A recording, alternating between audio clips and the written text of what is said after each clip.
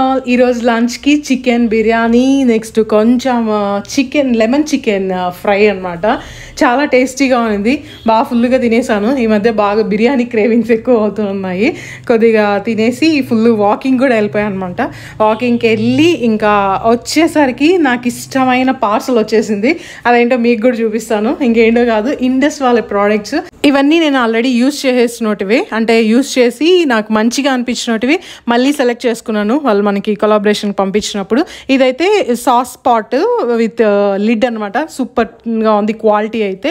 Next ఇవన్నీ వచ్చేసి turbo cook కడాయిలు.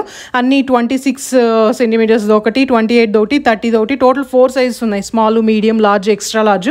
నేను స్మాల్ కాకుండా మిగతావన్నీ తీసుకున్నాను. ఇదైతే ఐరన్ది. ముందు మన దగ్గర ఐరన్ ఓక్ ఉంది, దాంట్లోనే చాలా నాన్ వెజ్ రెసిపీస్ చేస్తూ ఉంటాం కదా.